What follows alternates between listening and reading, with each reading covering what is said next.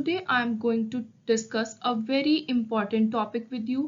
So ਜਿਹੜਾ ਆਉਣ ਵਾਲਾ ਸਬ ਇੰਸਪੈਕਟਰ ਦਾ ਐਗਜ਼ਾਮ ਆ ਜੋ ਵੀ ਸਟੂਡੈਂਟਸ ਉਸ ਐਗਜ਼ਾਮ ਦੇ ਵਿੱਚ ਬੈਠ ਰਹੇ ਨੇ ਤੁਹਾਡੇ ਲਈ ਇਹ ਵੀਡੀਓ ਐਗਜ਼ਾਮ ਤੋਂ ਪਹਿਲਾਂ ਦੇਖ ਕੇ ਜਾਣੀ ਬਹੁਤ ਹੀ ਜ਼ਿਆਦਾ ਇੰਪੋਰਟੈਂਟ ਹੈ ਕਿਉਂਕਿ ਜੋ ਪੰਜਾਬ ਪੁਲਿਸ ਡਿਪਾਰਟਮੈਂਟ TCS ਵੱਲੋਂ ਇੱਕ ਮੌਕ ਟੈਸਟ ਕੰਡਕਟ ਕਰਵਾਇਆ ਗਿਆ ਸੀ ਸੋ ਉਸ ਮੌਕ ਟੈਸਟ ਦੇ ਵਿੱਚ ਕਾਫੀ ਕੁਐਸਚਨਸ ਵਲਨਰੇਬਿਲਿਟੀ ਟੌਪਿਕ ਦੇ ਵਿੱਚੋਂ ਆਰਟੀਕਲਸ ਬਾਰੇ ਪੁੱਛੇ ਗਏ ਸੀ ਕੁਝ ਇੰਪੋਰਟੈਂਟ ਲਾਅ ਲੈਜਿਸਲੇਸ਼ਨ ਉਹਨਾਂ ਵਿੱਚੋਂ ਕੁਐਸਚਨ ਆਏ ਸੀ ਸੋ ਅੱਜ ਮੈਂ ਤੁਹਾਡੇ ਨਾਲ ਜਿੰਨੀਆਂ ਵੀ ਇੰਪੋਰਟੈਂਟ ਕਨਸਟੀਟਿਊਸ਼ਨਲ ਪ੍ਰੋਵੀਜ਼ਨਸ ਨੇ ਇੰਡੀਅਨ ਲੈਜਿਸਲੇਸ਼ਨਸ ਨੇ related to the topic of awareness of issues containing diversity, ethic and vulnerable section. So ਇਹ ਮੈਂ ਤੁਹਾਡੇ ਨਾਲ ਇਸ ਵੀਡੀਓ ਦੇ ਵਿੱਚ ਡਿਸਕਸ ਕਰਨ ਜਾ ਰਹੀ ਹਾਂ।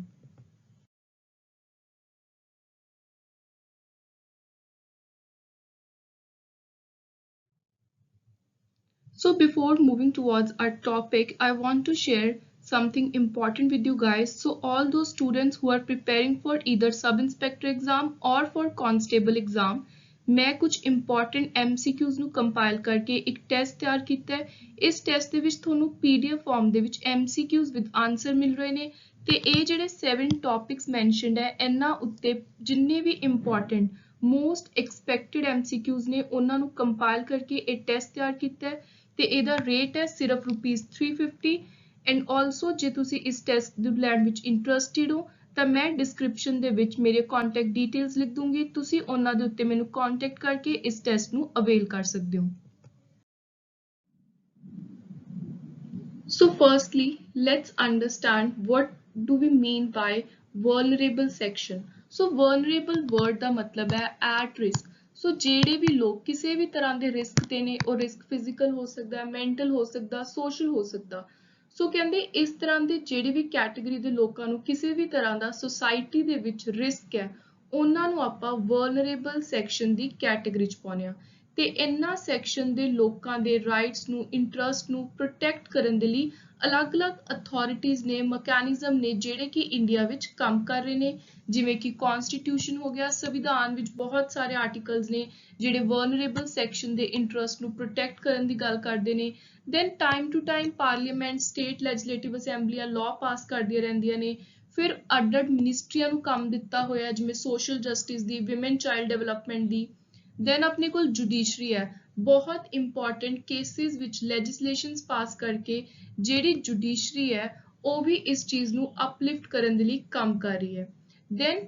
ਲੋਕਲ ਲੈਵਲ ਤੇ ਜੇ ਗੱਲ ਕਰੀਏ ਤਾਂ ਪੰਚਾਇਤੀ ਰਾਜ ਜਿਵੇਂ ਹੋ ਗਿਆ ਉਰੇ ਆਪਾਂ ਨੇ ਪੜ੍ਹਿਆ ਲੋਕਲ ਇੰਸਟੀਟਿਊਸ਼ਨ ਟੌਪਿਕ ਦੇ ਅੰਦਰ ਵੀ SC ST ਕੈਟਾਗਰੀ ਨੂੰ ਰਿਜ਼ਰਵੇਸ਼ਨ ਦਿੱਤੀ ਜਾਂਦੀ ਹੈ ਸੋ ਰਿਜ਼ਰਵੇਸ਼ਨ ਦੇਣ ਦਾ ਮਤਲਬ ਕੀ ਹੈ ਵਿਮਨ ਨੂੰ ਰਿਜ਼ਰਵੇਸ਼ਨ ਦੇਣ ਦਾ ਮਤਲਬ ਕੀ ਹੈ ਕਿ ਉਹਦੇ ਨਾਲ ਜਿਹੜੇ ਵੀਕਰ ਸੈਕਸ਼ਨ ਨੇ ਇਹ ਅਪਲਿਫਟ ਹੋ ਸਕਣ ਨੈਕਸਟ ਆਨ ਦਾ ਨੈਸ਼ਨਲ ਤੇ state commission for vulnerable section so vulnerable section ਦੀ ਜੇ ਗੱਲ ਕਰੀਏ ਤਾਂ ਇਹਦੇ ਵਿੱਚ ਜੇ ਆਪਾਂ ਮੋਟਾ ਦੇਖੀਏ ਤਾਂ ਮੇਨ ਜਿਹੜੀ ਕੈਟਾਗਰੀਜ਼ ਦੇ ਲੋਕ ਆਉਂਦੇ ਨੇ ਉਹ ਨੇ women children old age people migrants refugees physically disabled people handicapped people then ਹੋਰ ਇਹਦੇ ਵਿੱਚ ਆਉਂਦੇ ਨੇ SC category OBC ST category ਜਿੰਨੇ ਵੀ ਡਿਸਐਡਵਾਂਟੇਜ ਗਰੁੱਪ ਦੇ ਲੋਕ ਨੇ ਉਹ ਸਾਰੇ ਵਲਨਰੇਬਲ ਸੈਕਸ਼ਨ ਹੈਡ ਦੇ ਅੰਦਰ ਆਉਂਦੇ ਨੇ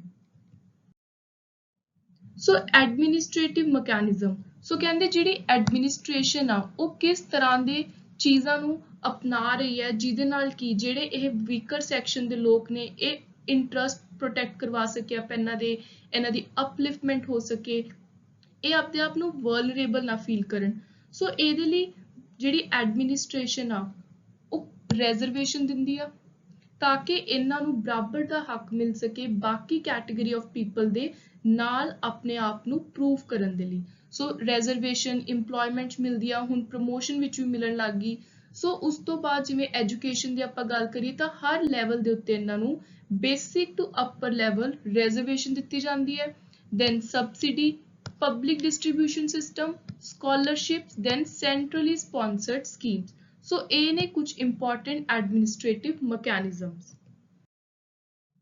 ਫਿਰ ਆਉਂਦੀਆਂ ਨੇ ਮਿਨਿਸਟਰੀਆਂ ਕਿਹੜੀਆਂ ਮਿਨਿਸਟਰੀਆਂ ਨੇ ਜਿਹੜੀਆਂ ਕਿ ਸੋਸ਼ਲ ਜਸਟਿਸ ਨੂੰ ਲੈ ਕੇ ਕੰਮ ਕਰ ਰਹੀਆਂ ਨੇ ਇਹ ਵੀਕਰ ਸੈਕਸ਼ਨ ਦੇ ਇੰਟਰਸਟ ਨੂੰ ਪ੍ਰੋਟੈਕਟ ਕਰਨ ਦੇ ਲਈ ਬਣਾਈਆਂ ਗਈਆਂ ਨੇ ਸੋ ਉਹ ਹੈ social justice the ministry north East reason the labour and employment law and justice, minority affair, personnel public grievance pension, tribal affair, women and child development।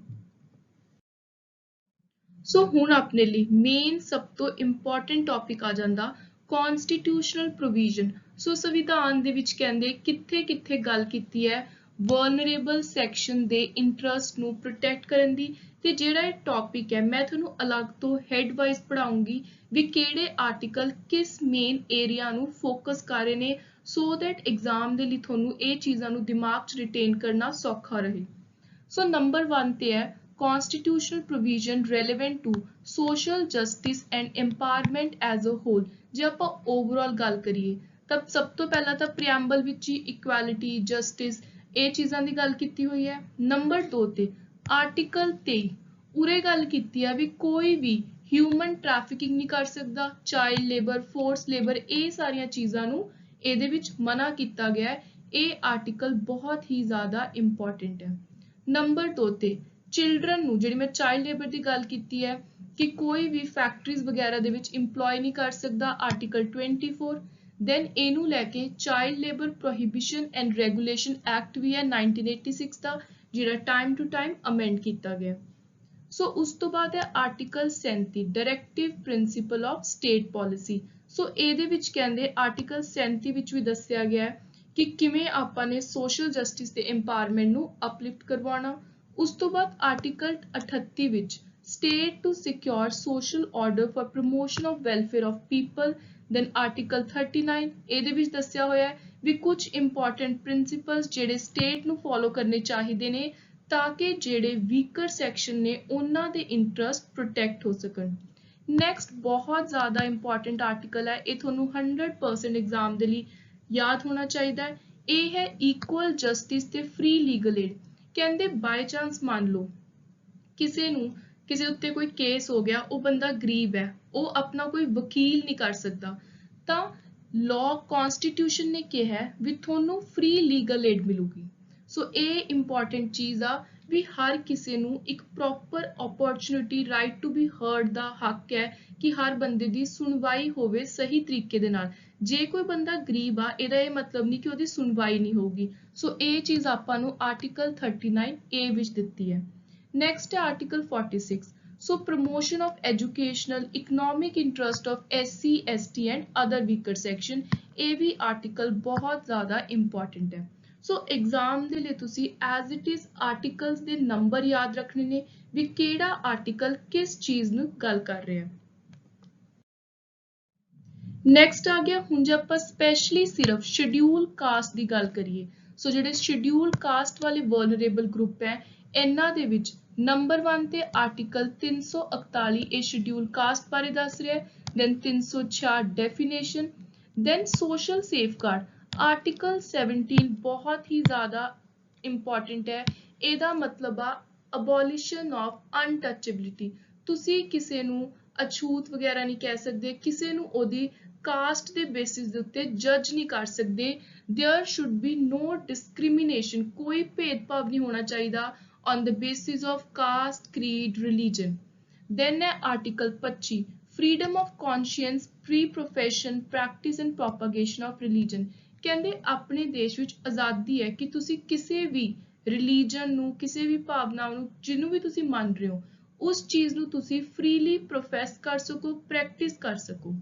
Next ਹੈ educational economic public employment. Article 15 ਕਹਿੰਦਾ ਵੀ ਤੁਸੀਂ ਕਿਸੇ ਨੂੰ ਵੀ discriminate नहीं कर सकते भेदभाव नहीं कर सकते on the basis of religion race caste sex place of birth. Article 16 कह रहा है कोई भी सरकारी नौकरी है पब्लिक इंप्लॉयमेंट है उत्थे थोनू बराबर दी अपॉर्चुनिटी मिलूगी। कोई थोनू ये नहीं कह सकता भी तुसी जनरल कैटेगरी दे नहीं हो थोनू असी जॉब नहीं देनी। नेक्स्ट है article 46 promotion of educational economic interest आप पहला देख चुके हैं of SC ST other weaker section. Article 320 public service commission के फंक्शन दसे हुए ने। Then article 335 claims of SC ST to services and post.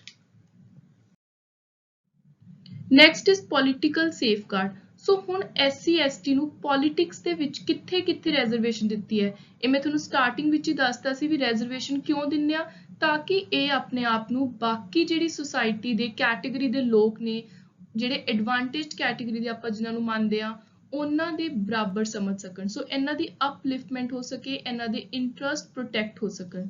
So article 330 ਦੱਸਦਾ reservation of seats for SC ST in House of People, then 332 in Legislative Assembly of State, 334 reservation of seat and special representation to cease after 60 years, 243D, so a time to time amendments ਦੇ ਨਾਲ increase ਹੋ ਸਕਦਾ ਹੈ period, then 243D panchayat ਦੇ ਵਿੱਚ reservation, T stands for municipalities ਜਿਹੜੀਆਂ ਆਪਣੀਆਂ urban local bodies ਨੇ ਉਹਨਾਂ ਵਿੱਚ reservation of SC people, then is agency for monitoring safeguard, ਹੁਣ ਜਿਹੜੇ SC ਕੈਟੇਗਰੀ ਦੇ ਲੋਕ ਨੇ ਇਹਨਾਂ ਦੇ ਇੰਟਰਸਟ ਨੂੰ ਪ੍ਰੋਟੈਕਟ ਕਰਨ ਦੇ ਲਈ ਇੱਕ ਇੰਡੀਆ ਲੈਵਲ ਤੇ ਨੈਸ਼ਨਲ ਲੈਵਲ ਤੇ ਕਮਿਸ਼ਨ ਤਿਆਰ ਕੀਤਾ ਹੈ, ਏਜੰਸੀ ਤਿਆਰ ਕੀਤੀ ਹੈ ਜਿਹਦਾ ਨਾਮ ਹੈ national commission for SC, article 338। Exam ਦੇ ਲਈ ਇਸ ਟੌਪਿਕ ਵਿੱਚੋਂ ਤੁਸੀਂ ਇਹ ਮੰਨ ਲਓ ਕਿ SC ਨਾਲ ਰਿਲੇਟਡ ਸਭ ਤੋਂ ਇੰਪੋਰਟੈਂਟ ਆਰਟੀਕਲ ਇਹੀ ਹੈ, ਆਰਟੀਕਲ 338 ਜਿਹੜਾ ਰਿਲੇਟਡ ਹੈ national commission for schedule caste ਨਾਲ। Next, a constitutional provision relating to socially and educationally backward classes. So OBC category ਲਈ specifically article 340 ਹੈ ਜਿਹਦੇ ਵਿੱਚ commission appoint ਕਰਨ ਦੀ ਗੱਲ ਕਰ ਰਹੇ ਹਾਂ। Then same article 15 ਤੇ 16 for educational areas, then for public employment ਕਿ ਕਿਤੇ ਵੀ ਕਿਸੇ ਵੀ ground ਉੱਤੇ ਚਾਹੇ religion, race, caste, place of birth ਦਾ ਕੋਈ ਵੀ ground ਹੈ ਕਿਤੇ ਵੀ ਭੇਦਭਾਵ ਨਹੀਂ ਕੀਤਾ ਜਾਊਗਾ। ਜਿਹੜਾ ਆਰਟੀਕਲ 15 ਦਾ ਚੌਥਾ ਕਲੌਜ਼ ਹੈ ਉਹਦੇ ਵਿੱਚ ਸਪੈਸ਼ਲੀ ਦੱਸਿਆ ਹੋਇਆ ਹੈ ਵੀ ਸਟੇਟ ਕੋਲ ਕਿਸੇ ਵੀ ਸਰਕਾਰ ਕੋਲ ਇੱਕ ਪ੍ਰੋਪਰ ਰਾਈਟ ਹੈ ਵੀ ਜੇ ਉਹਨੂੰ ਕਿਤੇ ਵੀ ਲੱਗੇ ਕਿ ਅਸੀਂ ਕੋਈ ਵੀ ਸੋਸ਼ਲੀ ਐਜੂਕੇਸ਼ਨਲੀ ਇਕਨੋਮਿਕਲੀ ਬੈਕਵਰਡ ਕਲਾਸ ਦੇ ਲਈ ਕਿਸੇ ਵੀ ਤਰ੍ਹਾਂ ਦੀ ਐਡਵਾਂਸਮੈਂਟ ਕਰਨ ਦੇ ਲਈ ਕੋਈ ਲਾਅ ਪਾਸ ਕਰਨਾ ਹੈ ਕਿਸੇ SC ਕੈਟੇਗਰੀ ਲਈ ST ਕੈਟੇਗਰੀ ਲਈ ਤਾਂ ਉਹ ਕਰ ਸਕਦੇ ਨੇ। So article 15(4) talks about backward classes not backward caste. ਤੁਸੀਂ ਇਹ ਚੀਜ਼ ਹੈ ਜਿਹੜੀ ਐਗਜ਼ਾਮ ਦੇ ਲਈ ਇਹ ਡਿਫਰੈਂਸ ਹੈ ਇਹ ਚੰਗੀ ਤਰ੍ਹਾਂ ਸਮਝ ਕੇ ਜਾਣਾ ਵੀ ਉਰੇ ਬੈਕਵਰਡ ਕਾਸਟ ਦੀ ਗੱਲ ਨਹੀਂ ਹੋ ਰਹੀ, ਉਰੇ ਕਲਾਸ ਦੀ ਗੱਲ ਹੋ ਰਹੀ ਹੈ। Caste is not the only criteria for backwardness, other criteria must also be considered. So backwardness ਦੇ ਲਈ ਉਰੇ ਗੱਲ ਹੋ ਰਹੀ ਹੈ socially ਤੇ educationally backwardness. So ਤੁਸੀਂ ਇਸ ਚੀਜ਼ ਨੂੰ important ਦਿਮਾਗ ਦੇ ਵਿੱਚ ਰੱਖਣਾ ਹੈ। Then comes article 15 clause 5. So ਜਿਹੜਾ ਇਹ clause ਹੈ ਇਹ 93rd amendment 2005 ਵਿੱਚ add ਕੀਤਾ ਸੀ ਤੇ ਇਹਦੇ ਅੰਦਰ ਸਿੰਪਲ ਜੀ ਗੱਲ ਕਹੀ ਸੀ ਵੀ ਜਿੰਨੇ ਵੀ ਪ੍ਰਾਈਵੇਟ ਐਜੂਕੇਸ਼ਨ ਇੰਸਟੀਟਿਊਸ਼ਨ ਨੇ ਚਾਹੇ ਉਹ ਏਡਡ ਨੇ ਅਨਏਡਡ ਨੇ ਜੇ ਕੋਈ ਵੀ ਸਟੇਟ ਚਾਹੇ ਤਾਂ ਉੱਥੇ ਵੀ ਐਡਮਿਸ਼ਨ ਦੇ ਲਈ for backward class SC ST ਕਿਸੇ ਵੀ ਤਰ੍ਹਾਂ ਦੀ ਅਲੱਗ ਤੋਂ ਸਪੈਸ਼ਲ ਪ੍ਰੋਵੀਜ਼ਨ ਐਡ ਕਰ ਸਕਦੀ ਹੈ।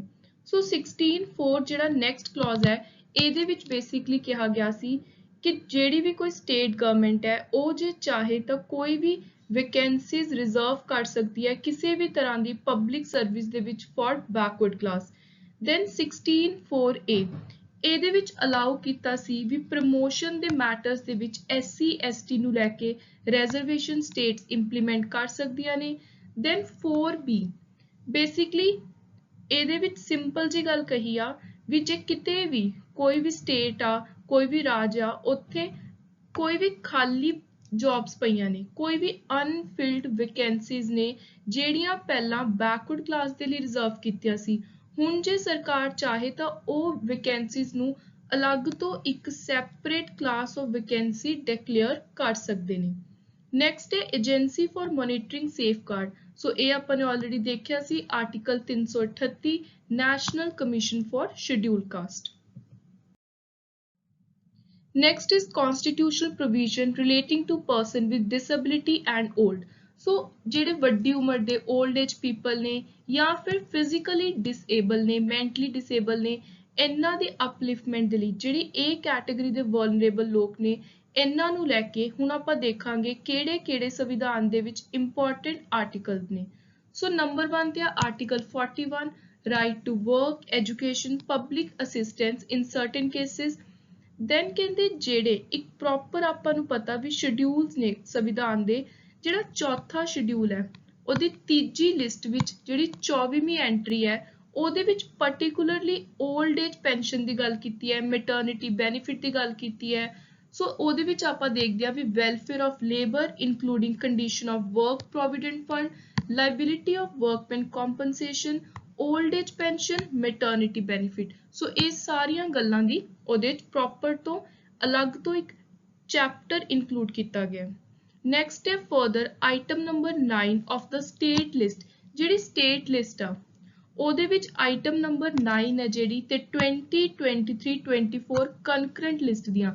ਆਪਾਂ ਨੂੰ ਪਤਾ ਹੈ ਜਿਹੜਾ ਸੰਵਿਧਾਨ ਹੈ ਉਹਦੇ ਅੰਦਰ 3 ਲਿਸਟ ਨੇ, ਯੂਨੀਅਨ, ਸਟੇਟ, ਕੰਕਰੈਂਟ। ਸੋ ਜੇ ਆਪਾਂ ਗੱਲ ਕਰੀਏ ਸਟੇਟ ਲਿਸਟ ਦੀ ਤਾਂ ਤੁਸੀਂ ਯਾਦ ਰੱਖਣਾ ਹੈ ਆਈਟਮ ਨੰਬਰ 9 ਤੇ ਕੰਕਰੈਂਟ ਲਿਸਟ ਦੇ ਵਿੱਚ 20, 23, 24 ਇਹਨਾਂ ਵਿੱਚ ਵੀ ਸਪੈਸ਼ਲੀ ਗੱਲ ਕੀਤੀ ਹੈ old age pension, social security, social insurance, economic and social planning. Next है related to prevention of substance abuse. So ਕਹਿੰਦੇ ਕਿਸੇ ਵੀ ਤਰ੍ਹਾਂ ਦੀ ਕੋਈ drug abuse ਨਾ ਹੋਣ ਜਾਂ ਫਿਰ ਜਿਹੜੀ health ਹੈ disadvantage weaker section ਦੀ ਉਸ health ਨੂੰ nutrition level ਨੂੰ standard of living ਨੂੰ protect ਕਰਨ ਦੇ ਲਈ improve ਕਰਨ ਦੇ ਲਈ ਉਹਦੀ upliftment ਦੇ ਲਈ ਕਿੱਥੇ ਗੱਲ ਕੀਤੀ ਹੈ ਕਨਸਟੀਟਿਊਸ਼ਨ ਵਿੱਚ। ਸੋ ਇਹਦੀ ਗੱਲ ਕੀਤੀ ਹੈ ਆਰਟੀਕਲ 47 ਵਿੱਚ, duty of state to raise the level of nutrition standard of living improve public health. ਤੇ ਇਹਦੇ ਹੀ ਅੰਦਰ ਜਿਹੜਾ public distribution system, Atta Dal scheme, ration cards ਦੇ ਥਰੂ ਜਿਨ੍ਹਾਂ ਵੀ ਗਰੀਬ ਲੋਕਾਂ ਨੂੰ ਮਿਲਦਾ ਰਾਸ਼ਨ ਘੱਟ ਰੇਟ ਦੇ ਉੱਤੇ, ਸਬਸਿਡਾਈਜ਼ ਪ੍ਰਾਈਸ ਦੇ ਉੱਤੇ, ਸੋ ਉਹ ਸਾਰਾ ਕੁਝ ਇਹਦੇ ਨਾਲ ਹੀ ਰਿਲੇਟਡ ਹੈ। ਨੈਕਸਟ ਹੈ ਬੱਚਿਆਂ ਨੂੰ ਲੈ ਕੇ ਸਪੈਸ਼ਲੀ ਸੰਵਿਧਾਨ ਦੇ ਵਿੱਚ ਕਿੱਥੇ ਕਿੱਥੇ ਗੱਲ ਹੋ ਰਹੀ ਹੈ। So constitutional provision relating to children number 1 ਤੇ ਆਰਟੀਕਲ 19A ਜਿਹਦੇ ਵਿੱਚ ਕਿਹਾ ਗਿਆ ਕਿ ਬੱਚਿਆਂ ਦਾ ਜਿਹੜਾ ਰਾਈਟ ਟੂ ਐਜੂਕੇਸ਼ਨ ਹੈ ਇੱਕ ਫੰਡਾਮੈਂਟਲ ਰਾਈਟ ਆ। ਦੈਨ ਇਹ ਨਿਕਲਿਆ ਕਿਹੜੇ ਕੇਸ ਚੋਂ ਆ? ਸੋ ਇਹਦੇ ਲਈ ਸੁਪਰੀਮ ਕੋਰਟ ਨੇ ਇੰਪੋਰਟੈਂਟ ਜਜਮੈਂਟ ਦਿੱਤੀ ਸੀ 19 ਕ੍ਰਿਸ਼ਨਰ ਵਰਸਸ ਸਟੇਟ ਆਫ AP ਇਸ ਕੇਸ ਵਿੱਚ। ਤੇ ਇਹ ਜਿਹੜਾ ਡਿਸੀਜਨ ਹੈ ਇਹਦੇ ਤੋਂ ਬਾਅਦ ਹੀ ਕਨਸਟੀਟਿਊਸ਼ਨ ਵਿੱਚ ਅਮੈਂਡਮੈਂਟ ਕੀਤੀ ਸੀ 2002 ਵਿੱਚ 86th ਅਮੈਂਡਮੈਂਟ, ਬਹੁਤ ਹੀ ਜ਼ਿਆਦਾ ਇੰਪੋਰਟੈਂਟ ਅਮੈਂਡਮੈਂਟ ਹੈ।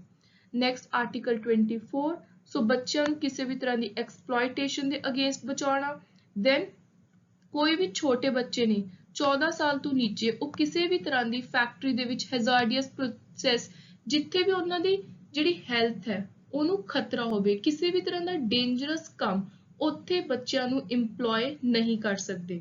ਸੋ ਇਹ ਸਾਰਾ ਕੁਝ ਗੱਲ ਕੀਤੀ ਹੈ ਆਰਟੀਕਲ 24 ਦੇ ਅੰਦਰ।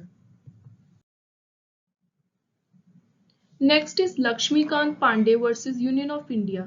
ਸੋ ਇਹਦੇ ਵਿੱਚ ਜਿਹੜੇ ਜਸਟਿਸ ਭਗਵਤੀ ਨੇ ਉਹਨਾਂ ਨੇ ਬਹੁਤ ਹੀ ਜ਼ਿਆਦਾ ਇੰਪੋਰਟੈਂਟ ਡਿਸੀਜਨ ਦਿੱਤਾ ਸੀ ਵੀ ਜਿਹੜੇ ਵੀ ਫੋਰਨਰਸ ਇੰਡੀਆ ਤੋਂ ਬੱਚਿਆਂ ਨੂੰ ਅਡਾਪਟ ਕਰਦੇ ਨੇ, ਪਹਿਲਾਂ ਕੀ ਸੀ ਇਹ ਟ੍ਰੈਫਿਕਿੰਗ ਦੇ ਥਰੂ ਇਨਡਾਇਰੈਕਟਲੀ ਅਡਾਪਸ਼ਨ ਦੇ ਜ਼ਰੀਏ ਟ੍ਰੈਫਿਕਿੰਗ ਕਰਨ ਲੱਗ ਗਏ ਸੀ ਬਹੁਤ ਜ਼ਿਆਦਾ foreigner.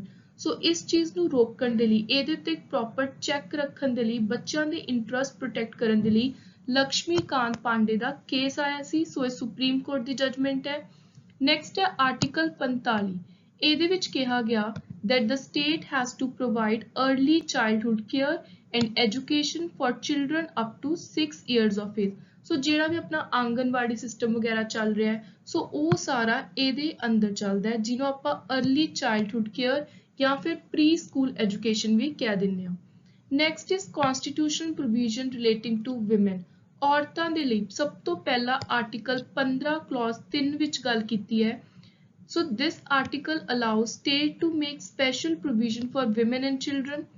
Then Dowry Prevention Act ਵਗੈਰਾ ਇਦਾਂ ਦੇ ਬਹੁਤ ਸਾਰੇ ਇੰਪੋਰਟੈਂਟ ਐਕਟ ਪਾਸ ਕੀਤੇ ਨੇ, ਡੋਮੈਸਟਿਕ ਵਾਇਲੈਂਸ ਐਕਟ। ਸੋ ਇਹਨਾਂ ਐਕਟਸ ਬਾਰੇ ਵੀ ਆਪਾਂ ਅੱਗੇ ਇਸੇ ਲੈਕਚਰ ਵਿੱਚ ਡਿਸਕਸ਼ਨ ਕਰਾਂਗੇ। Then Article 23 Right Against Exploitation, 39 Equal Pay for Equal Work ਬਹੁਤ ਜ਼ਿਆਦਾ ਇੰਪੋਰਟੈਂਟ ਆਰਟੀਕਲ ਹੈ ਕਿ ਜਿੰਨੀ ਸੇਮ ਕੰਮ ਕਰਨ ਦੇ ਲਈ ਜਿੰਨੀ ਪੇ ਵੇਜ ਇੱਕ ਮੈਨ ਨੂੰ ਮਿਲ ਰਹੀ ਹੈ ਓਨੀ ਇੱਕ ਵਿਮਨ ਨੂੰ ਮਿਲੇ। ਨੈਕਸਟ ਹੈ Randhir Singh versus union of India. So ਇਸ ਕੇਸ ਦੇ ਵਿੱਚ ਜਿਹੜਾ ਕਨਸੈਪਟ ਹੈ equal pay for equal work ਦਾ ਇਹਨੂੰ ਕਨਸਟੀਟਿਊਸ਼ਨਲ ਇਨਫੋਰਸਮੈਂਟ ਮਿਲੀ ਸੀ। ਸੋ ਆਰਟੀਕਲ 40 ਇਹ ਕਹਿੰਦਾ ਵੀ 1/3 ਰਿਜ਼ਰਵੇਸ਼ਨ ਮਿਲੇ ਪੰਚਾਇਤ ਦੇ ਵਿੱਚ ਵਿਮਨ ਨੂੰ। ਦੈਨ 42 ਕਹਿੰਦਾ free pregnancy care and delivery. 44, this urged the state to implement uniform civil code ਜਿਹੜਾ ਕਿ ਔਰਤਾਂ ਦੀ ਸਾਰੇ ਰਿਲੀਜਨਸ ਦੇ ਵਿੱਚ ਜਿਹੜੀ ਕੰਡੀਸ਼ਨ ਹੈ ਉਹਨੂੰ ਇੰਪਰੂਵ ਕਰਨ ਦੇ ਵਿੱਚ ਹੈਲਪ ਕਰੂ। Then Sarla Mudgal versus union of India, ਇਹ ਕੇਸ ਬਹੁਤ ਹੀ ਜ਼ਿਆਦਾ ਇੰਪੋਰਟੈਂਟ ਹੈ। ਸੋ ਇਸੇ ਕੇਸ ਦੇ ਵਿੱਚ ਕਿਹਾ ਸੀ that Indian Republic there should be only one nation, no community could claim to be separate entity based on religion। ਸੋ ਜਿਹੜੀ ਯੂਨੀਫਾਰਮ ਸਿਵਲ ਕੋਡ ਦੀ ਗੱਲ ਹੋ ਰਹੀ ਹੈ ਉਹ ਇਸੇ ਆਰਟੀਕਲ ਦੀ ਇਸ ਕੇਸ ਦੇ ਅੰਦਰ ਗੱਲ ਹੋਈ ਹੈ। So there is a plan to provide reservation to women in parliament as well। ਸੋ ਹੁਣ ਆਪਾਂ ਨੇ ਜਿੰਨੀਆਂ ਵੀ ਕਨਸਟੀਟਿਊਸ਼ਨ ਦੇ ਵਿੱਚੋਂ ਇੰਪੋਰਟੈਂਟ ਪ੍ਰੋਵੀਜ਼ਨ ਨੇ ਆਰਟੀਕਲਸ ਨੇ related to all vulnerable sections weaker section ਉਹ ਆਪਾਂ ਨੇ ਡਿਸਕਸ ਕਰ ਲਏ ਨੇ। ਐਗਜ਼ਾਮ ਦੇ ਲਈ ਤੁਸੀਂ ਐਜ਼ ਇਟ ਇਜ਼ ਇਹਨਾਂ ਦੇ ਆਰਟੀਕਲਸ ਹੀ ਯਾਦ ਕਰਕੇ ਜਾਣੇ ਨੇ। ਸੋ ਹੁਣ ਆਪਾਂ ਦੇਖਾਂਗੇ ਕੁਝ ਇੰਪੋਰਟੈਂਟ 11 ਲੈਜਿਸਲੇਸ਼ਨ ਐਕਟ ਜਿਹੜੇ ਇਹ ਐਕਟ ਨੇ ਇਹ ਸਿੱਧਾ ਅਲੱਗ-ਅਲੱਗ ਤਰ੍ਹਾਂ ਦੇ ਵਲਨਰੇਬਲ ਸੈਕਸ਼ਨਸ ਨੂੰ ਟਾਰਗੇਟ ਕਰਨ ਦੇ ਲਈ ਬਣਾਏ ਗਏ ਨੇ।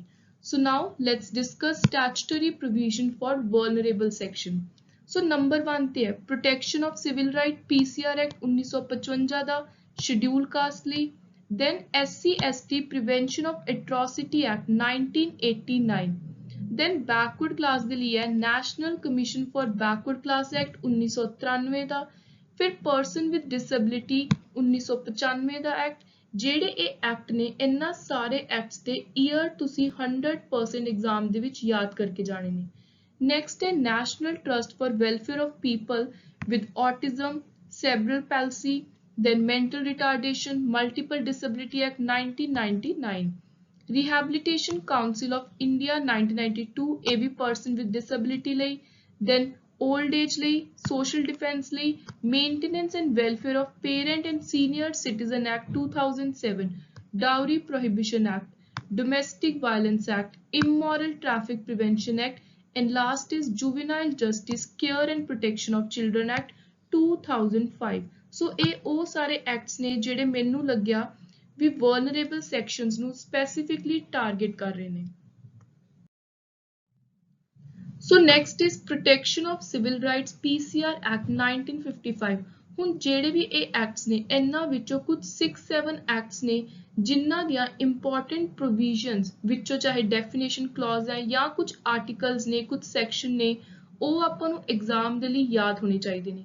ਸੋ ਨੰਬਰ 1 ਤੇ ਜਿਹੜਾ PCR ਐਕਟ ਹੈ 1955 ਦਾ ਇਹ ਆਰਟੀਕਲ 17 ਹੈ ਜਿਹੜਾ ਅਨਟੱਚੇਬਿਲਿਟੀ ਦੀ ਗੱਲ ਕਰਦਾ ਉਹਨੂੰ ਅਬੋਲਿਸ਼ ਕਰਦਾ ਉਸ ਆਰਟੀਕਲ ਦੇ ਬੇਸਿਸ ਉੱਤੇ ਇਸ ਐਕਟ ਨੂੰ ਲਿਆਂਦਾ ਗਿਆ। ਸੋ ਆਰਟੀਕਲ 17 ਆਪਾਂ ਨੇ ਪਹਿਲਾਂ ਵੀ ਪੜਿਆ that ਇਹਦੇ ਅੰਦਰ ਅਨਟੱਚੇਬਿਲਿਟੀ ਕਿਸੇ ਵੀ ਤਰ੍ਹਾਂ ਦੀ ਡਿਸਕ੍ਰਿਮੀਨੇਸ਼ਨ ਅਬੋਲਿਸ਼ ਕੀਤੀ ਜਾਂਦੀ ਹੈ ਬਿਲਕੁਲ ਖਤਮ ਕੀਤੀ ਜਾਂਦੀ ਹੈ ਤੇ ਉਹਨੂੰ ਇਸ ਐਕਟ ਨੇ ਪਨਿਸ਼ੇਬਲ ਬਣਾਤਾ ਵੀ ਜੇ ਕੋਈ ਕਿਸੇ ਦੇ ਨਾਲ ਅਨਟੱਚੇਬਿਲਿਟੀ ਕਰ ਰਿਹਾ ਹੈ ਕੋਈ ਕਿਸੇ ਨੂੰ ਛੋਟੀ ਜਾਤ ਦਾ ਸਮਝ ਕੇ ਕਿਸੇ ਨੂੰ ਕੋਈ ਵੀ ਵਰਡਸ ਬੋਲ ਰਿਹਾ ਕਿਸੇ ਨੂੰ ਕਿਤੇ ਆਉਣ ਜਾਣ ਤੋਂ ਮਨਾ ਕਰ ਰਿਹਾ ਕਿਸੇ ਪਬਲਿਕ ਪਲੇਸ ਤੋਂ ਐਕਸੈਸ ਨਹੀਂ ਦੇ ਰਿਹਾ ਜਾਂ ਕਿਸੇ ਵੀ ਤਰ੍ਹਾਂ ਦੀ ਡਿਸਕ੍ਰਿਮੀਨੇਸ਼ਨ ਹੋ ਰਹੀ ਹੈ ਇੰਪਲੋਇਮੈਂਟ ਵਿੱਚ ਪਬਲਿਕ ਪਲੇਸ ਦੇ ਵਿੱਚ ਤਾਂ ਹਰ ਜਗ੍ਹਾ ਦੇ ਉੱਤੇ ਇੱਕ ਪਨਿਸ਼ਮੈਂਟ ਪ੍ਰੋਪਰਲੀ ਮੈਂਸ਼ਨ ਕਰਤੀ ਹੈ ਇਸ ਐਕਟ ਦੇ ਅੰਦਰ। ਸੋ ਫੋਲੋਇੰਗ ਦਾ ਅਬਵ ਕਨਸਟੀਟਿਊਸ਼ਨ ਪ੍ਰੋਵੀਜ਼ਨ ਇਸ ਆਰਟੀਕਲ 17 ਦੇ ਆਧਾਰ ਦੇ ਉੱਤੇ ਇੰਡੀਆ ਦੀ ਸਰਕਾਰ ਨੇ ਇੱਕ ਐਕਟ ਪਾਸ ਕੀਤਾ ਜਿਸ ਐਕਟ ਦਾ ਨਾਮ ਸੀ ਅਨਟੱਚੇਬਿਲਿਟੀ ਅਫੈਂਸ ਐਕਟ 1955। ਬਾਅਦ ਵਿੱਚ ਇਸ ਐਕਟ ਦਾ ਨਾਮ ਬਦਲ ਕੇ ਰੱਖਤਾ protection of civil right 1955 while ਜਿਹੜੇ ਰੂਲਸ ਨੇ ਉਹ ਦੁਬਾਰਾ 1977 ਵਿੱਚ ਮੋਡੀਫਾਈ ਕਰਤੇ ਸੀ। ਸੋ ਜਿਹੜੀਆਂ ਇੰਪੋਰਟੈਂਟ ਪ੍ਰੋਵੀਜ਼ਨਸ ਨੇ ਸੈਕਸ਼ਨ ਨੇ ਉਹ ਹੈਗੇ ਨੇ 3 ਤੋਂ 7A ਤੱਕ ਜਿਹੜੇ ਪ੍ਰੋਪਰਲੀ ਡਿਫਾਈਨ ਕਰਦੇ ਨੇ ਵੀ ਕਿਹੜੇ-ਕਿਹੜੇ ਅਫੈਂਸ ਨੇ ਜਿਹੜੇ ਅਨਟੱਚੇਬਿਲਿਟੀ ਨੂੰ ਲੈ ਕੇ ਕਮਿਟ ਕੀਤੇ ਜਾਂਦੇ ਨੇ ਤੇ ਉਹਨਾਂ ਦੀਆਂ ਪਨਿਸ਼ਮੈਂਟਸ ਕੀ ਨੇ। ਸੋ ਆਪਾਂ ਦੇਖਣਾ ਵੀ ਕਿਹੜੇ-ਕਿਹੜੇ ਅਫੈਂਸ ਨੇ ਇਸ ਐਕਟ ਦੇ ਅੰਦਰ ਕਿਹੜੀਆਂ-ਕਿਹੜੀਆਂ ਚੀਜ਼ਾਂ ਨੇ ਜਿਨ੍ਹਾਂ ਦੇ ਲਈ ਪਨਿਸ਼ਮੈਂਟ ਦਿੱਤੀ ਜਾਂਦੀ ਹੈ ਸਜ਼ਾ ਦਿੱਤੀ ਜਾਂਦੀ ਹੈ ਜੇ ਕੋਈ ਵੀ ਇਨਸਾਨ ਇਹਨਾਂ ਵਿੱਚੋਂ ਕੋਈ ਵੀ ਐਕਟ ਕਰੂਗਾ ਤਾਂ ਉਹਨੂੰ PCR ਐਕਟ ਦੇ ਤਹਿਤ ਸਜ਼ਾ ਮਿਲੂਗੀ। ਸੋ ਨੰਬਰ 1 ਤੇ ਹੈ prevention from entering the public worship places ਕਿਤੇ ਵੀ ਮੰਦਿਰ ਮਸਜਿਦ ਕਿਤੇ ਵੀ ਜਾਣ ਤੋਂ ਜੇ ਕੋਈ ਰੋਕ ਲਗਾ ਰਿਹਾ ਕਿਸੇ ਨੂੰ using water from sacred water resource denial of access to any public hotel restaurant public entertainment place if they are refused to get admitted to any hospital education institution molesting person based on caste causing any injury, compelling person on ground of untouchability to sweep or to do any scavenging act. So ਇਹ main offences ਨੇ, crime ਨੇ ਜਿਨ੍ਹਾਂ ਦੇ ਲਈ punishment ਦੱਸੀ ਹੈ, ਸਜ਼ਾ ਦੱਸੀ ਹੈ ਇਸ ਐਕਟ ਦੇ ਅੰਦਰ। ਸੋ ਜੇ ਕੋਈ ਵੀ ਐਸਸੀ ਕੈਟੇਗਰੀ ਲੋ ਕਾਸਟ ਵਾਲੇ ਲੋਕਾਂ ਦੇ ਅਗੇਂਸਟ ਇਹਨਾਂ ਚੋਂ ਕੋਈ ਵੀ ਐਕਟ ਕਰ ਰਿਹਾ ਹੈ ਤਾਂ ਉਸ ਇਨਸਾਨ ਨੂੰ ਪਨਿਸ਼ ਕੀਤਾ ਜਾਊਗਾ। So responsibility for implementation of act, so ਇਸ ਐਕਟ ਨੂੰ ਲਾਗੂ ਕਰਵਾਉਣ ਦੀ ਜਿਹੜੀ ਰਿਸਪੌਂਸਿਬਿਲਿਟੀ ਹੈ, ਜ਼ਿੰਮੇਵਾਰੀ ਹੈ, ਉਹ ਸਟੇਟ ਦੀ ਸਰਕਾਰ ਉੱਤੇ ਹੈ। ਉਸ ਤੋਂ ਬਾਅਦ ਕਹਿੰਦੇ ਮੇਨ ਕਿਹੜੀਆਂ ਅਥਾਰਟੀਜ਼ ਨੇ ਜਿਹੜੀਆਂ ਕੰਮ ਕਰ ਰਹੀਆਂ ਨੇ ਇਸ ਐਕਟ ਨੂੰ ਪ੍ਰੋਪਰ ਲਾਗੂ ਕਰਵਾਉਣ ਲਈ, ਇਹਦੇ ਉੱਤੇ ਪ੍ਰੋਪਰ ਚੈੱਕ ਕਿਹੜੀਆਂ ਅਥਾਰਟੀਜ਼ ਰੱਖ ਰਹੀਆਂ ਨੇ। ਨੰਬਰ 1 ਹੈ ਲੀਗਲ ਏਡ। 15A ਦੇ ਅੰਦਰ ਦੱਸਿਆ ਹੋਇਆ ਹੈ ਵੀ ਕੋਈ ਵੀ ਬੰਦਾ ਜੇ ਉਹਨੂੰ ਲੱਗ ਰਿਹਾ ਵੀ ਉਹਦੇ ਅਗੇਂਸਟ ਅਨਟੱਚੇਬਿਲਿਟੀ ਹੋ ਰਹੀ ਹੈ ਤਾਂ ਉਹਨੂੰ ਪ੍ਰੋਪਰ ਲੀਗਲ ਏਡ ਮਿਲੂਗੀ। Then formation of special courts, proper ਇਸ ਐਕਟ ਦੇ ਲਈ ਟ੍ਰਾਇਲ ਕਰਨ ਦੇ ਲਈ, ਸਪੀਡੀ ਟ੍ਰਾਇਲ ਦੇ ਲਈ ਕਿ ਛੇਤੀ ਤੋਂ ਛੇਤੀ ਜਿਹੜੇ ਕੇਸ ਨੇ ਉਹ ਅਨਟੱਚੇਬਿਲਿਟੀ ਨੂੰ ਲੈ ਕੇ ਸੋਲਵ ਹੋ ਸਕਣ। ਸਪੈਸ਼ਲ ਅਲੱਗ ਕੋਰਟਸ ਤਿਆਰ ਕੀਤੀਆਂ ਗਈਆਂ ਨੇ। ਦੈਨ ਅਲੱਗ-ਅਲੱਗ ਲੈਵਲਸ ਤੇ ਕਮੇਟੀਜ਼ ਬਣਾਈਆਂ ਗਈਆਂ ਨੇ। ਫਿਰ ਅਲੱਗ ਤੋਂ ਸਪੈਸ਼ਲ ਪੁਲਿਸ ਸਟੇਸ਼ਨਸ ਵੀ ਨੇ। So the government has also been successful in opening special police station for registration of complaint of offence against untouchability and other crimes related to it.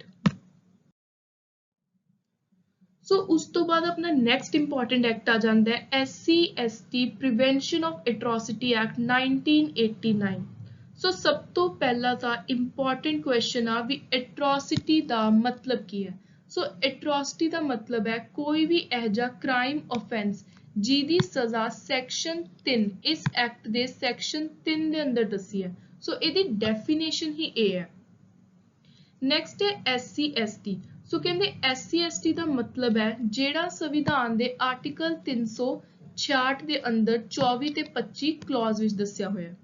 Next section 3 punishment for offences। ਸੋ ਕਿੰਨੀ ਸਜ਼ਾ ਮਿਲੂਗੀ ਜੇ ਕੋਈ ਵੀ ਕਿਸੇ ਵੀ ਤਰ੍ਹਾਂ ਦਾ SC/ST ਦੇ ਖਿਲਾਫ ਐਟਰੋਸਿਟੀ ਕਰ ਰਿਹਾ, ਕਿਸੇ ਵੀ ਤਰ੍ਹਾਂ ਦੀ ਉਹਨਾਂ ਨੂੰ ਡਿਸਕ੍ਰਿਮੀਨੇਸ਼ਨ ਕਰ ਰਿਹਾ ਜਾਂ ਉਹਨਾਂ ਨੂੰ ਲੈ ਕੇ ਕੋਈ ਵੀ ਫਿਜ਼ੀਕਲੀ ਮੈਂਟਲੀ ਕੋਈ ਇੰਜਰੀ ਹੋ ਰਹੀ ਹੈ, ਹਾਰਮ ਹੋ ਰਹੀ ਹੈ। ਸੋ ਉਹਦੇ ਲਈ ਇੰਪ੍ਰਿਜ਼ਨਮੈਂਟ 6 ਮਹੀਨੇ ਦੀ ਜਿਹੜੀ ਮਿਨੀਮਮ ਹੈ, ਘੱਟ ਤੋਂ ਘੱਟ ਜਿਹੜੀ ਕਿ ਵੱਧ ਕੇ ਐਕਸਟੈਂਡ ਹੋ ਕੇ 5 ਸਾਲ ਤੱਕ ਜਾ ਸਕਦੀ ਹੈ ਤੇ ਨਾਲ ਫਾਈਨ ਵੀ ਲੱਗੂਗਾ। ਜਿਹੜੀ ਇਹ ਪਨਿਸ਼ਮੈਂਟ ਹੈ ਇਹ ਐਗਜ਼ਾਮ ਦੇ ਲਈ ਇਹਦਾ ਸੈਕਸ਼ਨ 3 ਤੇ ਕਿੰਨੀ ਪਨਿਸ਼ਮੈਂਟ ਹੈ ਇਹ ਤੁਹਾਡੇ ਲਈ ਯਾਦ ਰੱਖਣੀ ਬਹੁਤ ਹੀ ਜ਼ਿਆਦਾ ਇੰਪੋਰਟੈਂਟ ਹੈ। ਨੈਕਸਟ ਹੁਣ ਜਿਹੜਾ ਇਹ ਐਕਟ ਹੈ ਇਹਦੇ ਵਿੱਚ ਕੁਝ ਅਮੈਂਡਮੈਂਟ ਕੀਤੀ ਗਈ ਹੈ, ਚੇਂਜ ਲੈ ਕੇ ਆਏ ਨੇ 2018 ਵਿੱਚ। ਸੋ ਇਹ ਰੀਸੈਂਟ ਅਮੈਂਡਮੈਂਟ ਹੋਈ ਹੈ, ਇਸ ਲਈ ਐਗਜ਼ਾਮ ਦੇ ਲਈ ਆਪਾਂ ਨੇ ਇਹ ਵੀ ਤਿਆਰ ਕਰਕੇ ਜਾਣੀ ਹੈ। ਸੋ ਇਸ ਅਮੈਂਡਮੈਂਟ ਦੇ ਅੰਦਰ ਇੱਕ ਸੈਕਸ਼ਨ ਐਡ ਕੀਤਾ ਨਵਾਂ 18A। ਸੋ ਜਿਹੜਾ ਸੈਕਸ਼ਨ ਹੈ ਇਹ ਕੁਝ ਜਿਹੜੇ ਪਹਿਲਾਂ ਕ੍ਰਾਈਮ ਦੱਸੇ ਹੋਏ ਸੀ ਪੁਰਾਣੇ ਐਕਟ ਦੇ ਅੰਦਰ ਉਹਨਾਂ ਕ੍ਰਾਈਮਸ ਨੂੰ ਖਤਮ ਕਰ ਰਿਹਾ ਤੇ ਡਿਸਕ੍ਰਾਈਬ ਕਰ ਰਿਹਾ ਨਵੀਆਂ ਪਨਿਸ਼ਮੈਂਟਸ। ਸੋ ਉਸ ਤੋਂ ਬਾਅਦ ਕਹਿੰਦੇ ਜਿਹੜਾ ਇਹ ਨਵਾਂ ਸੈਕਸ਼ਨ ਹੈ ਇਹ ਕਾਹਦੇ ਲਈ ਹੈ। So for prevention of atrocity act, the preliminary inquiry shall not be required for registration of FIR। ਕਹਿੰਦੇ ਜੇ ਕੋਈ ਬੰਦਾ ਕਹਿ ਰਿਹਾ ਵੀ ਮੇਰੇ scheduled caste scheduled tribe category ਚ ਹੋਣ ਕਰਕੇ ਮੇਰੇ ਨਾਲ ਕੋਈ ਬੰਦਾ ਮੈਨੂੰ ਕੋਈ ਇਨਫੀਰੀਅਰ ਫੀਲ ਕਰਵਾ ਰਿਹਾ, ਕੋਈ ਛੋਟਾ ਫੀਲ ਕਰਵਾ ਰਿਹਾ, ਕੋਈ ਕੁਝ ਬੋਲ ਰਿਹਾ, ਮੇਰੇ ਨਾਲ ਕਿਸੇ ਤਰ੍ਹਾਂ ਦਾ ਭੇਦਭਾਵ ਹੋ ਰਿਹਾ, ਕਿਸੇ ਵੀ ਤਰ੍ਹਾਂ ਦੀ ਐਟਰੋਸਿਟੀ ਫੀਲ ਕਰ ਰਿਹਾ, ਉਹ ਬੰਦਾ ਜੇ ਪੁਲਿਸ ਦੇ ਕੋਲ ਕੰਪਲੇਂਟ ਕਰਵਾ ਰਿਹਾ, FIR ਰਜਿਸਟਰ ਕਰਵਾ ਰਿਹਾ ਹੈ ਤਾਂ ਇਸ ਨਵੇਂ ਸੈਕਸ਼ਨ ਦੇ ਤਹਿਤ ਕਹਿੰਦੇ ਕੋਈ ਪ੍ਰੀਲਿਮਿਨਰੀ ਇਨਕੁਆਇਰੀ ਨਹੀਂ ਹੋਊਗੀ, ਕੇਸ ਰਜਿਸਟਰ ਕੀਤਾ ਜਾਊਗਾ। ਨੈਕਸਟ ਹੈ ਜਿਹੜੀ ਪਹਿਲਾਂ 438 ਦੇ ਅੰਦਰ ਪ੍ਰੀ ਅਰੈਸਟ ਬੇਲ ਸੀ ਉਹ ਵੀ ਹੁਣ ਅਪਲਾਈ ਨਹੀਂ ਹੋਊਗੀ। ਸੋ ਇਹ ਤੁਸੀਂ ਇੰਪੋਰਟੈਂਟ ਦੋ ਚੀਜ਼ਾਂ ਜਿਹੜੀਆਂ ਨਵੀਂ ਅਮੈਂਡਮੈਂਟ ਦੇ ਅੰਦਰ ਐਡ ਕੀਤੀਆਂ ਨੇ ਇਹ ਐਗਜ਼ਾਮ ਦੇ ਲਈ ਯਾਦ ਰੱਖਣੀਆਂ ਨੇ। ਨੈਕਸਟ ਆ ਗਿਆ ਆਪਣਾ ਸੀਨੀਅਰ ਸਿਟੀਜ਼ਨ ਪੇਰੈਂਟਸ ਦੇ ਲਈ ਐਕਟ। ਸੋ 2007 ਦਾ ਇਹ ਐਕਟ ਹੈ maintenance and welfare of parent senior citizen. So ਜਿਹੜਾ ਸੈਕਸ਼ਨ ਇੰਪੋਰਟੈਂਟ ਹੈ ਉਹ ਹੈ ਸੈਕਸ਼ਨ 4। ਇਹਦੇ ਵਿੱਚ ਦੱਸਿਆ ਹੋਇਆ ਹੈ ਵੀ ਮੇਨਟੇਨੈਂਸ ਪੇਰੈਂਟਸ ਦੀ ਕਿਵੇਂ ਹੋਊਗੀ, ਬੱਚੇ ਕਿਹੜੀ ਕੈਟੇਗਰੀ ਦੇ ਬੱਚੇ ਇਹਦੇ ਅੰਦਰ ਆਉਂਦੇ ਨੇ ਜਿਨ੍ਹਾਂ ਦੀ ਜ਼ਿੰਮੇਵਾਰੀ ਬਣਦੀ ਹੈ ਕਿ ਉਹਨਾਂ ਨੇ ਆਪਣੇ ਪੇਰੈਂਟਸ ਦੀ ਜਾਂ ਜਿੰਨੇ ਵੀ ਸੀਨੀਅਰ ਸਿਟੀਜ਼ਨਸ ਨੇ ਉਸ ਕੈਟੇਗਰੀ 'ਚ ਲੋਕ ਆਉਂਦੇ ਨੇ ਉਹਨਾਂ ਦੀ ਮੇਨਟੇਨੈਂਸ ਕਰਨੀ ਹੈ, ਉਹਨਾਂ ਦਾ ਧਿਆਨ ਰੱਖਣਾ ਹੈ। ਜੇ ਉਹਨਾਂ ਨੂੰ ਫਾਈਨੈਂਸ਼ੀਅਲ ਹੈਲਪ ਦੀ ਲੋੜ ਆ ਤਾਂ ਉਹਨਾਂ ਨੂੰ ਫਾਈਨੈਂਸ਼ੀਅਲ ਹੈਲਪ ਦੇਣੀ ਆ। ਸੋ ਸੀਨੀਅਰ ਸਿਟੀਜ਼ਨ ਦੇ ਵਿੱਚ ਕੌਣ ਆਉਂਦਾ? ਜਿਹੜਾ ਬੰਦਾ ਆਪਦਾ ਧਿਆਨ ਆਪ ਨਾ ਰੱਖ ਸਕੇ, so is unable to maintain himself from his own earning or property। ਚਾਹੇ ਉਸ ਇਨਸਾਨ ਦੀ, ਉਸ ओल्ड एज पर्सन ਦੀ ਆਪਣੀ ਕੋਈ ਕਮਾਈ ਹੈ, ਪ੍ਰੋਪਰਟੀ ਹੈ, ਪਰ ਉਹ ਆਪਣੇ ਆਪ ਨੂੰ ਉਸ ਕਮਾਈ ਚੋਂ, ਪ੍ਰੋਪਰਟੀ ਚੋਂ ਮੇਨਟੇਨ ਨਹੀਂ ਕਰ ਪਾ ਰਿਹਾ, ਤਾਂ ਉਹ ਇਨਸਾਨ ਸੀਨੀਅਰ ਸਿਟੀਜ਼ਨ ਹੈ ਤੇ ਉਹ ਮੇਨਟੇਨੈਂਸ ਦੇ ਲਈ ਸੈਕਸ਼ਨ 5 ਦੇ ਅੰਦਰ ਐਪਲੀਕੇਸ਼ਨ ਲਗਾ ਸਕਦਾ ਹੈ। ਸੋ ਪੇਰੈਂਟ ਔਰ ਗ੍ਰੈਂਡ ਪੇਰੈਂਟ ਅਗੇਂਸਟ, ਸੋ ਪੇਰੈਂਟ ਜਾਂ ਗ੍ਰੈਂਡ ਪੇਰੈਂਟ ਹੈ ਜਿਹੜਾ, ਉਹ ਕਿਹਦੇ ਕੋਲ ਐਪਲੀਕੇਸ਼ਨ ਲਗਾ ਸਕਦਾ? one or more of his children। ਜਿਵੇਂ ਮੰਨ ਲਓ ਆਪਣੇ ਕੋਈ ਪੇਰੈਂਟਸ ਨੇ, ਉਹਨਾਂ ਨੇ ਆਪਾਂ, ਮੈਂ ਆ, ਮੇਰੇ ਕੋਈ ਭੈਣ ਆ ਜਾਂ ਭਾਈ ਹੈ, ਸੋ ਪੇਰੈਂਟਸ ਦੀ ਮਰਜ਼ੀ ਹੈ ਕਿ ਉਹਨਾਂ ਨੇ ਸਾਡੇ ਦੋਨਾਂ ਤਿੰਨਾਂ ਜਾਣਿਆਂ ਤੋਂ, ਜਿੰਨੇ ਅਸੀਂ ਸਿਬਲਿੰਗਸ ਆ ਸਾਰਿਆਂ ਤੋਂ ਮੇਨਟੇਨੈਂਸ ਲੈਣੀ ਹੈ, ਜਾਂ ਫਿਰ ਕਿਸੇ ਇੱਕ ਪਰਟੀਕੂਲਰ ਬੱਚੇ ਤੋਂ ਲੈਣੀ ਹੈ। ਸੋ ਇਹਦੇ ਉੱਤੇ ਕੋਈ ਮਨਾਹੀ ਨਹੀਂ ਹੈ, ਬੱਚੇ ਇਹਦੇ ਵਿੱਚ ਕੁਝ ਨਹੀਂ ਬੋਲ ਸਕਦੇ। ਸੋ ਪੇਰੈਂਟਸ ਤੇ ਗ੍ਰੈਂਡ ਪੇਰੈਂਟਸ, ਇਹਨਾਂ ਦੀ ਮਰਜ਼ੀ ਹੈ ਕਿ ਇਹਨਾਂ ਨੇ ਇੱਕ ਚਾਈਲਡ ਦੇ ਲਈ ਐਪਲੀਕੇਸ਼ਨ ਲਗਾਉਣੀ ਹੈ ਫॉर ਮੇਨਟੇਨੈਂਸ ਜਾਂ ਫਿਰ ਮੋਰ। ਨੈਕਸਟ ਹੈ a childless senior citizen against such of his relative refer to as section 2। So ਕਹਿੰਦੇ ਜਿਹੜੇ ਸੀਨੀਅਰ ਸਿਟੀਜ਼ਨ ਦਾ ਕੋਈ ਬੱਚਾ ਨਹੀਂ ਹੈ, ਉਹ ਆਪਣੇ ਕਿਸੇ ਰਿਸ਼ਤੇਦਾਰ ਤੋਂ ਵੀ ਮੇਨਟੇਨੈਂਸ ਲਗਵਾ ਸਕਦਾ, ਤੇ ਉਹ ਰਿਸ਼ਤੇਦਾਰਾਂ ਦੀ ਜਿਹੜੀ ਲਿਸਟ ਹੈ ਉਹ ਸੈਕਸ਼ਨ 2 ਦੇ ਅੰਦਰ ਦਿੱਤੀ ਹੋਈ ਹੈ। ਨੈਕਸਟ ਸੈਕਸ਼ਨ 5, ਹੁਣ ਜਿਹੜੀ ਐਪਲੀਕੇਸ਼ਨ ਲਗਾਉਣੀ ਹੈ ਸੈਕਸ਼ਨ 4 ਦੇ ਅੰਦਰ, ਇਹਦੀ ਜਿਹੜੀ ਗੱਲ ਕੀਤੀ ਗਈ ਹੈ ਉਹ ਸੈਕਸ਼ਨ 5 ਅੰਦਰ ਕੀਤੀ ਗਈ ਹੈ।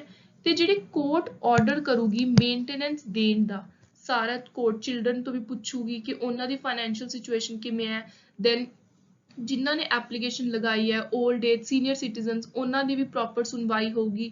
ਉਸ ਤੋਂ ਬਾਅਦ ਸੈਕਸ਼ਨ 9 ਦੇ ਅੰਦਰ ਕੋਰਟ ਆਰਡਰ ਕਰ ਦੂਗੀ ਮੇਨਟੇਨੈਂਸ ਦਾ। ਤੇ ਇਸ ਐਕਟ ਨੂੰ ਲੈ ਕੇ ਵੀ ਇੱਕ ਰੀਸੈਂਟਲੀ ਅਮੈਂਡਮੈਂਟ ਪਾਸ ਹੋਈ ਸੀ 2019 ਵਿੱਚ।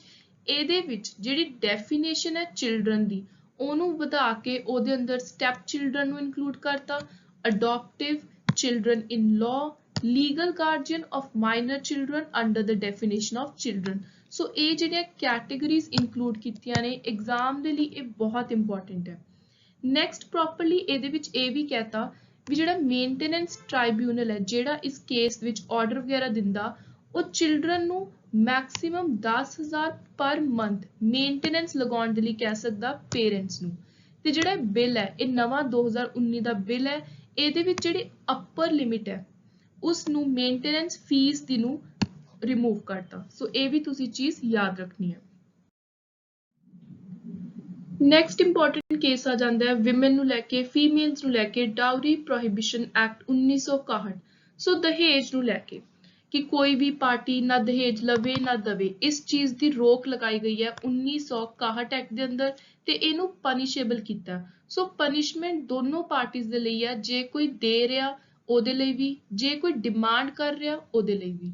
ਸੋ ਡਾਊਰੀ ਦੀ ਡੈਫੀਨੇਸ਼ਨ ਸੈਕਸ਼ਨ 2 ਦੇ ਅੰਦਰ ਆ, it include property, good, money given by either party to marriage, by parents of either party or by anyone else in connection with marriage।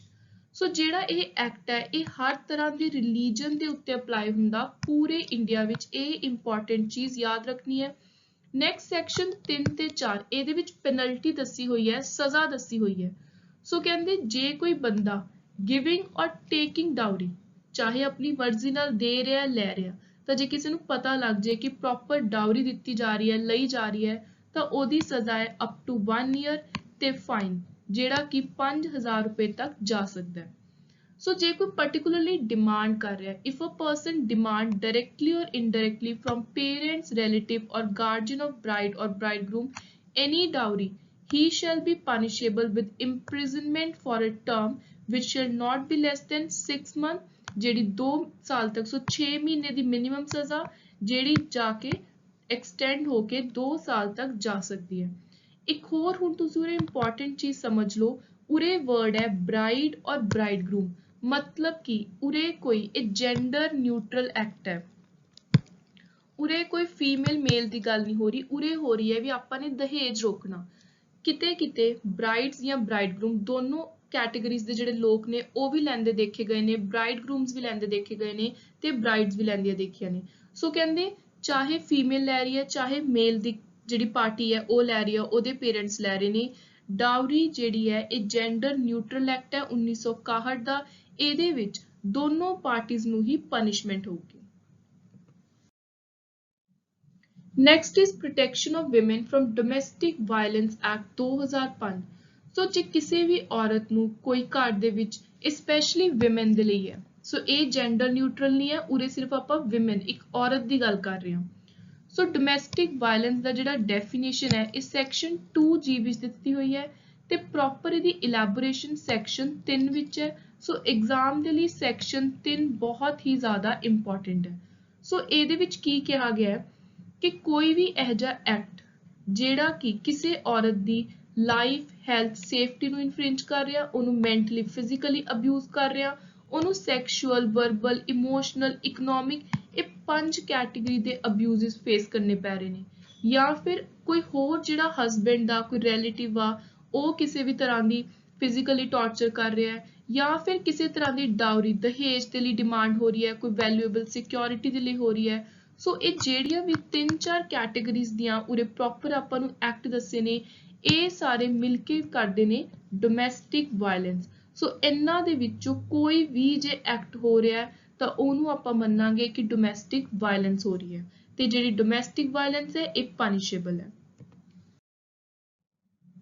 So section 5 ਵਿੱਚ ਦੱਸਿਆ ਹੋਇਆ ਹੈ ਵੀ ਜੇ ਕਿਤੇ ਡੋਮੈਸਟਿਕ ਵਾਇਲੈਂਸ ਹੋ ਰਹੀ ਹੈ ਤਾਂ ਪੁਲਿਸ ਆਫੀਸਰਸ ਦਾ ਕੀ ਕੰਮ ਆ, ਜੱਜ, ਮੈਜਿਸਟ੍ਰੇਟ ਦਾ ਉੱਥੇ ਕੀ ਕੰਮ ਹੈ।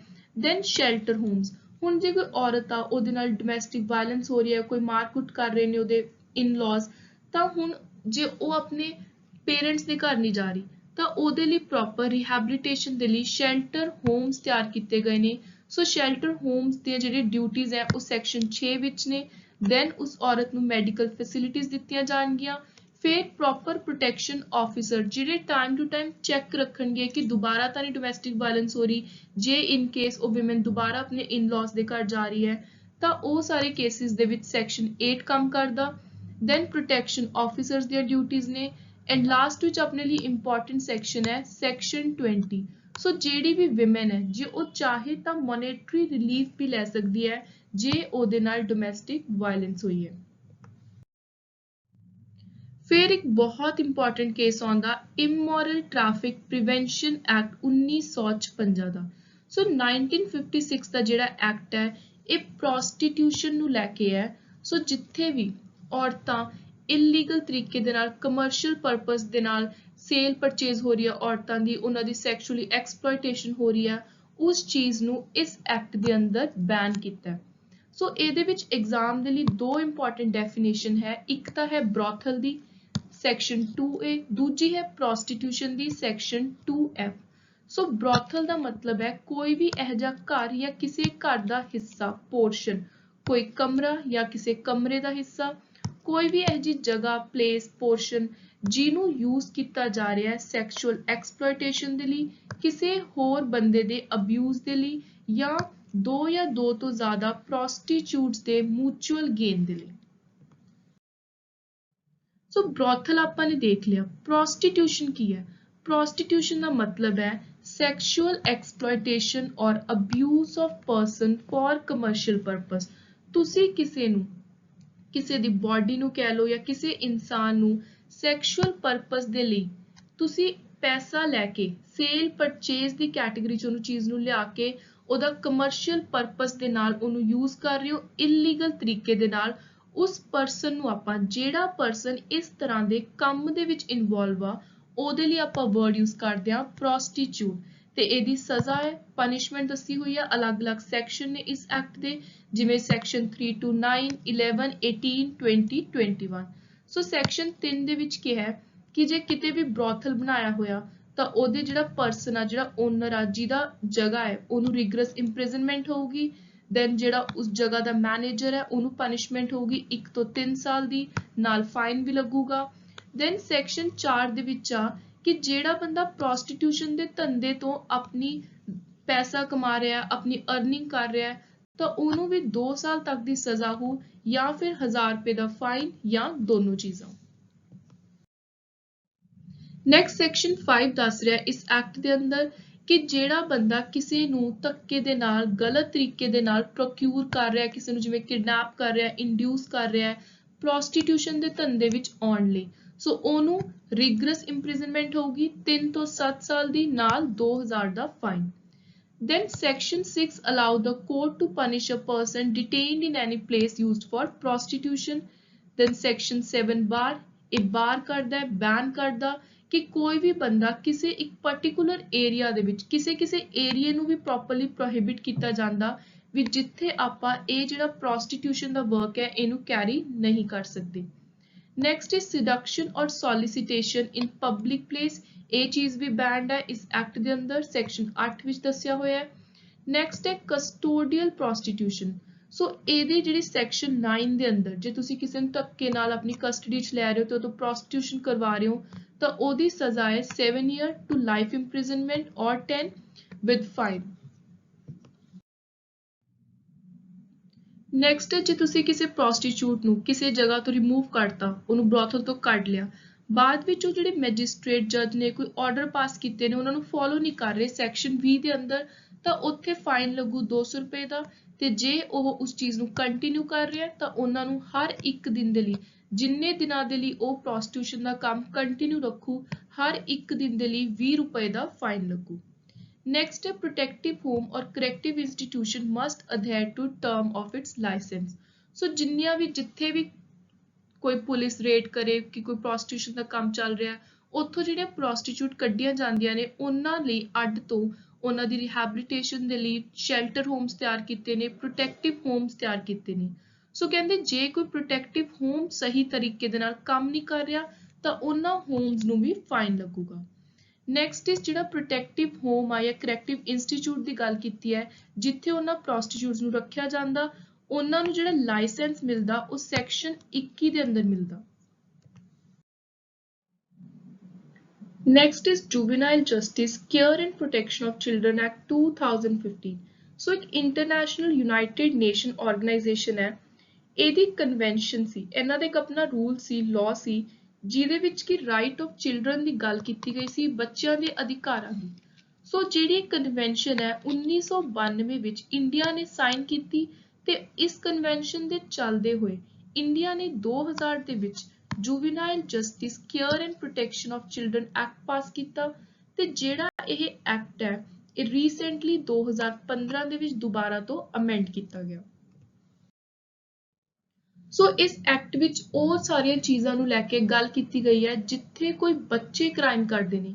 ਸੋ ਜੇ ਕੋਈ 18 ਸਾਲ ਤੋਂ ਛੋਟਾ, 16 ਤੋਂ ਛੋਟਾ ਮਾਈਨਰ ਹੈ ਜਿਹੜਾ, ਜਿਹਨੂੰ ਆਪਾਂ ਜੁਵੇਨਾਈਲ ਕਹਿੰਦੇ ਆ, ਉਹ ਕੋਈ ਕ੍ਰਾਈਮ ਕਰਦਾ ਤਾਂ ਉਸ ਬੱਚੇ ਨੂੰ ਕਿਸ ਤਰ੍ਹਾਂ ਟਰੀਟ ਕੀਤਾ ਜਾਊ, ਉਹਦੀ ਰਿਹੈਬਿਲਿਟੇਸ਼ਨ ਕਿਵੇਂ ਹੋ, ਉਹਦੀ ਪ੍ਰੋਪਰ ਬਾਅਦ ਵਿੱਚੋਂ ਰੈਫਰਮੇਸ਼ਨ ਕਿਵੇਂ ਕੀਤੀ ਜਾਊਗੀ, ਉਸ ਬੱਚੇ ਦੇ ਰਾਈਟਸ ਨੂੰ ਕਿੱਦਾਂ ਪ੍ਰੋਟੈਕਟ ਕੀਤਾ ਜਾਊਗਾ।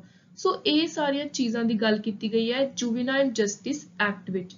ਤੇ ਜਿਹੜਾ ਐਕਟ ਹੈ ਇਹਦੇ ਵਿੱਚ ਕੁਝ ਨਿਊ ਡੈਫੀਨੇਸ਼ਨ ਇਨਕਲੂਡ ਕੀਤੀਆਂ ਗਈਆਂ ਨੇ। ਸੋ ਇਹ ਡੈਫੀਨੇਸ਼ਨ ਤੁਸੀਂ ਯਾਦ ਰੱਖਣੀਆਂ ਨੇ, ਜਿਵੇਂ ਕਿ ਔਰਫਨ ਦੀ, abandoned, surrender children, petty, serious, heinous offense committed by children। So ਇਹ ਕੁਝ ਇੰਪੋਰਟੈਂਟ ਨਵੀਆਂ ਡੈਫੀਨੇਸ਼ਨ ਐਡ ਕੀਤੀਆਂ ਨੇ। ਸੋ ਡੈਫੀਨੇਸ਼ਨ ਮੈਂ ਤੁਹਾਨੂੰ ਇਸ ਲਈ ਕਰਵਾ ਰਹੀ ਹਾਂ ਕਿਉਂਕਿ ਜਿਹੜਾ ਰੀਸੈਂਟਲੀ ਪਟਵਾਰੀ ਦਾ ਪੇਪਰ ਹੋਇਆ ਸੀ ਉਹਦੇ ਵਿੱਚ ਵੀ ਇੱਕ ਕੁਐਸਚਨ ਆਇਆ ਸੀ ਕਿ ਮੋਟਰ ਵਹੀਕਲ ਜਿਹੜਾ ਨਵਾਂ ਐਕਟ ਆਇਆ ਉਹਦੇ 'ਚ ਕਿਹੜੀ ਡੈਫੀਨੇਸ਼ਨ ਆਈ ਹੈ। ਸੋ ਇਸ ਲਈ ਇਹ ਜਿਹੜੀਆਂ ਨਵੀਆਂ ਡੈਫੀਨੇਸ਼ਨਸ ਇਨਕਲੂਡ ਕੀਤੀਆਂ ਜਾਂਦੀਆਂ ਨੇ ਐਗਜ਼ਾਮ ਦੇ ਲਈ, ਇਹਨਾਂ ਦੇ ਨੇਮ ਤੁਸੀਂ ਯਾਦ ਜ਼ਰੂਰ ਕਰਕੇ ਜਾਣੇ ਨੇ। ਸੋ ਉਸ ਤੋਂ ਬਾਅਦ ਕਹਿੰਦੇ ਜਿਹੜਾ ਇਹ ਐਕਟ ਆ ਇਹਦੇ ਵਿੱਚ ਜੁਵੇਨਾਈਲ ਜਸਟਿਸ ਬੋਰਡਸ ਨੇ, ਚਾਈਲਡ ਵੈਲਫੇਅਰ ਕਮੇਟੀਆਂ ਨੇ, ਤੇ ਉੱਥੇ ਇੱਕ ਵਿਮਨ ਮੈਂਬਰ ਜ਼ਰੂਰ ਹੋਣੀ ਚਾਹੀਦੀ ਹੈ।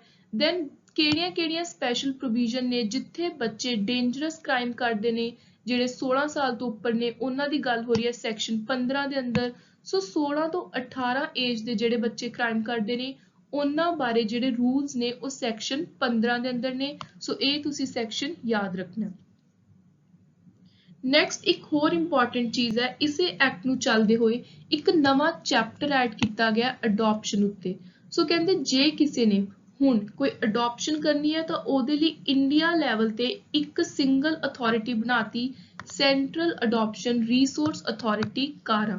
ਸੋ ਜਿਹੜੀ ਕਾਰਾ ਹੈ ਤੁਸੀਂ ਇਹ ਵੀ ਯਾਦ ਰੱਖਣਾ ਕਿ ਇਹਨੂੰ ਲੈ ਕੇ ਜੁਵੇਨਾਈਲ ਜਸਟਿਸ ਐਕਟ ਦੇ ਅੰਦਰ ਸੈਪਰੇਟ ਚੈਪਟਰ 8 ਦੇਤਾ। ਸੋ ਇਹ ਬਹੁਤ ਇੰਪੋਰਟੈਂਟ ਨਵੀਂ ਇਨਕਲੂਜਨ ਹੈ।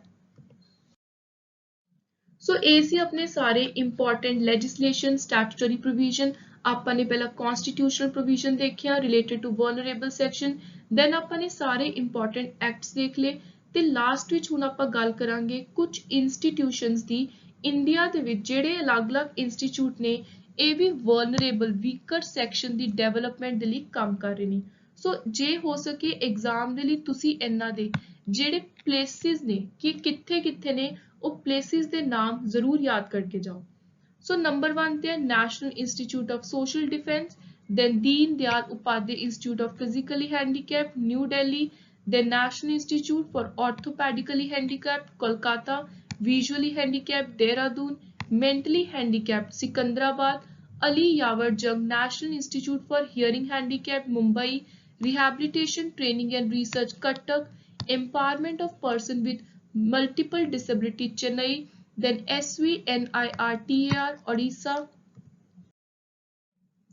Then we have Indian Sign Language Research Training Center, New Delhi, National SC Finance Corporation, Safai Karamchari Finance Corporation, Backward Class Finance Development Corporation. Then we have National Handicapped Finance and Development Corporation. Then Kanpur, which है Artificial Limb Manufacturing Corporation, Dr. Ambedkar Foundation. Then last which है Babu Jagjeevan Ram National Foundation. ਸੋ ਇਹ ਸੀ important ਜੋ ਵੀ ਚੀਜ਼ਾਂ exam ਤੋਂ ਪਹਿਲਾਂ ਆਪਣੇ ਲਈ ਦਿਮਾਗ 'ਚ ਰੱਖਣੀਆਂ ਜ਼ਰੂਰੀ ਨੇ from the topic vulnerable section. So this was all about our today's important lecture. I hope you liked the video and content. Please do like, share and subscribe to my channel. Keep supporting Victor's Knowledge.